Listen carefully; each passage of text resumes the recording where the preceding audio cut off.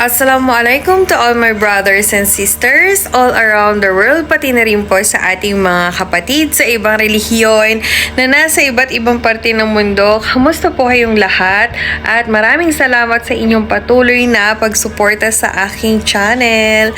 So, kamusta po kayo? Diyos ko, inalila. Alam ko, gulong-gulo na kayo sa mga nangyayari ngayon. Patuloy ang pagpapatong-patong ng mga kung ano-anong eksenahan ng Team Bangag to cover up itong vice scam. Huwag bibitaw, 'di ba? Laban lang. Kabi-kabilaan man yan, nandito lang kaming mga DDS vloggers, okay? So, for today's video is all about DDS vloggers, syempre. Papahuli ba tayo sa ating mga kapatid? Diba? Kudos kele Joey, tsaka kele attorney Luminous, diba? Kele Doc Badoy, Cathy Binag, and sa lahatin na natin silang lahat na alam niyo na, di ba? Nag-file sila ng case against Barbero. Kasi naman, di ba? Paulit-ulit ko nga sinasabi sa inyo, hindi kami nandito para maglabas ng fake news. Hindi kami mga narco-vloggers, di ba? At hindi rin namin gagawin yun. Diyos ko, ina ng awa. Ayan, yan tuloy na pala nyo. Una pala mo, Ace Barbers. Kasi, masyado mo kaming pinag-initan. Masyado mo pinag-initan itong grupong ito. Ang akala nyo kasi kayo lang kaya mag-contempt. O, ayan. Kaso, malala. Ilang tao. Paano na yan ngayon? Election. So, bukod dun sa kaso nung asawa mo, meron ka pang kaso. Ano ba yan? Kayo kasi sumisira ng sarili niyong pangalan. Ingat-ingat din kasi, 'di ba? Hindi lahat ikukuda, hindi lahat gagamitin ng powers para lang tapakan ng isang tao. Kami dito hindi kami swelduhan.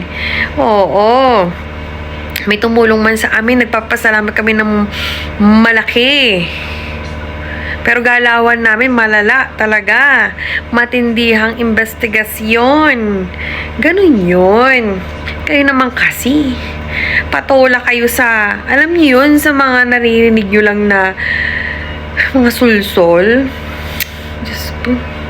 O ikaw, Kuya Geraldine. Baka sumunod ka na. 'Di ba? Dahil mong eksenahan ngayon sa aming mga vloggers. Ingat ka.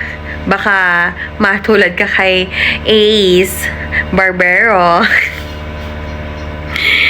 Kasi ang akala nyo kasi kung na mga kongresista kayo, akala nyo kung na sa posisyon kayo, inyo na ang mundo. Yan tuloy.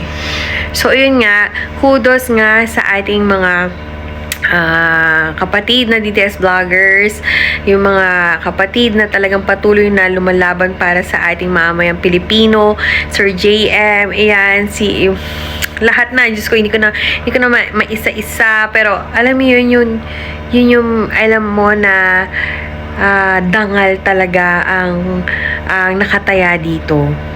Oo, sa tingin nyo ba, ano bang makukuha nila sa mga ginagawa nila? 'Di ba? Sa amin kasi, okay, iisa kami ng layunin. Ang mabuksan ng isip ng taong bayan is malaking bagay na sa amin yun. Ang lumagay ang Pilipinas sa tama at matanggal ang mga mali na nakaposisyon sa gobyerno, isang malaking prize na sa amin yun. Ganun yun.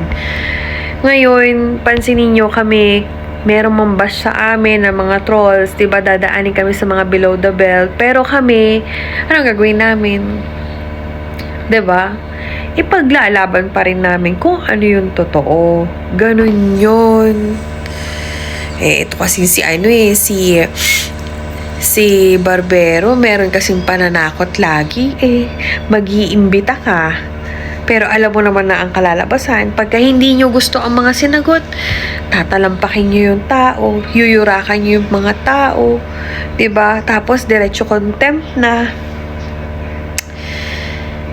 Inshallah, okay. Magising na rin naman kayo, mga tonggrasista, 'di ba? Sa mga ginagawa nyo sa mga DDS vloggers. Kasi ilan kayong lahat?